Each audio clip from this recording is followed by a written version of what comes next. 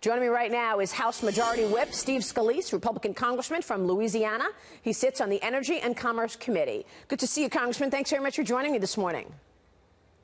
Good morning, Maria. Great to be with you. We have a lot to cover, so let's get right to it. You are 2 days out. How are you feeling? Will the Republicans be able to hold on to the majority in the House? I'm feeling really good. I mean, we know there's a lot at stake. We know there's a lot of close races, but I think we're going to hold the House. I feel the enthusiasm. Every swing district I go into, you can see it. We're getting large crowds. A lot of feelings to what we saw 2 years ago at this point where, you know, the Democrats were measuring the drapes. They were ready to win. And then something funny happened up on the way. A lot of people showed up that they weren't counting on. And I think a lot of that's going to happen again in 60 hours when the polls close. So we've got to keep the momentum. We've got to finish strong. And everybody's got to get out to vote. But I like where we are right now, knowing the kind of momentum we have going into this tough race. And, of course, it has been widely expected that, in fact, you will lose the majority. Democrats are out in force saying we're going to win. Tell me what Plan B is if you do lose the majority, Congressman. What realistically can get done with your Democratic colleagues in charge? Well, you know, I don't think we're going to lose the majority, but I think when you listen to Nancy Pelosi, you ought to take her at her word. She says she wants to take away your tax cuts. These tax cuts that have been working so good at getting the economy going again and putting more money in families' pockets. Look, hardworking families out there, they like what's happening with this growing economy, and they know that Nancy Pelosi wants to go the other way. When they see this caravan coming over, they hear Nancy Pelosi saying she wants open borders. They want to abolish ICE. They want to get rid of those border agents that are keeping our community safe from opioids. That's not where the country wants to go. So I think we ought to take Nancy Pelosi at her word and what she wants to do if she were to get power again. But I don't think the country's there. I think they like the success they're seeing. They're not tired of winning yet. They want to win some more. And let's hold this House. Let's grow the number of Republican seats in the Senate and keep working with President Trump to get this country going again and get this economy moving even stronger. Do you think these are the issues that will be driving voters on Tuesday night? Economic issues, like you just noted, we had some good numbers, as well as immigration. Are these the two driving factors, or is health care equally as important?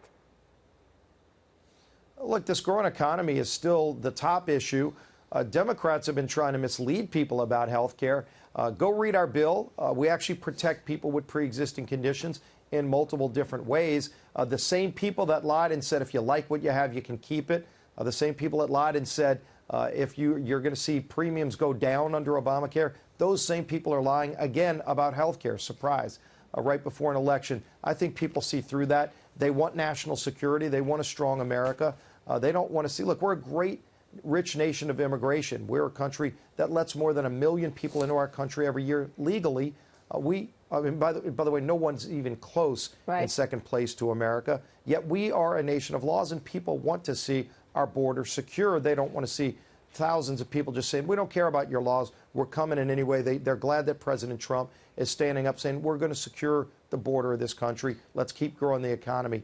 That's where people are right now. Well, let me ask you this, because regardless of what happens, your speaker is leaving. Paul Ryan is stepping down. Tell us where you stand in terms of who should lead the membership should you hold on to the majority. Who should be speaker? Well, I support Kevin McCarthy, and I've said that from the beginning. And I think if you look at where our conference is, we've done a good job, including Kevin McCarthy, of staying focused on our job at hand, and that is winning the majority and helping our colleagues that are in these tough battleground races. We've got more than a dozen colleagues that are literally in these 50-50 races. There are a lot of open seats that I think we can win and hold on to and surprise a lot of people. And so let's finish strong. Let's stay focused. We're all getting around the country helping these colleagues in the tough races where there's unreal money coming. I mean, I've gone into races. I was in Lexington, Kentucky, just on Friday afternoon with Andy Barr. There's probably $15 to $20 million being spent in that one House seat. And we see it all around these swing districts. People from New York, like Michael Bloomberg, trying to buy House seats with $80, $100 million of their own money. I think people see through that, too. Let's actually get back to what's working in this economy and keep building on the success we have. If Kevin McCarthy becomes the speaker, would you move to majority leader? Yes, I would. And ultimately, if you look at the kind of leadership that we need in the House we want to keep moving a good, bold, conservative agenda that's getting this country back on track. Let me ask you, Congressman, go through some of the real important, pardon me, I'm sorry, go through some of the real important races that we need to focus on, because it could be a late night, obviously, you know, California closing late into the night, but you've got Georgia closing at 7 o'clock or 8 o'clock, some others real important that are so nail-biting right now. What are the most important races that we should be focused on Tuesday night to get a sense of if, in fact, you'll be able to keep the majority? Well, starting there in Georgia, where, of course, we've got some competitive House races, and you've got a very high-profile governor's race. But look at the Karen Handel seat. Last year, that was the most expensive race in the history of Congress, Maria. More than $50 million spent on that one seat. Democrats are coming in trying to take that seat again, spending over $20 million. Karen is tough. She's running a great race. She's done a great job as a member of Congress. I think Karen holds that seat. That's going to be one to watch along the East Coast. Look at Maria Alvarez Salazar. What a great dynamic leader coming out of Miami, where Democrats put Donald Shalala in that seat. They thought, hey, look, we could just put a Clintonite in there and just grab a seat. And yet you've got Maria Alvarez Salazar, who she speaks Spanish, unlike Donald Shalala, in a very Hispanic district, and doing a great job running in that race. Over the West Coast, you mentioned California, a lot of competitive races there. You know, look at the Mimi Walters race. Mimi is a great member of our team.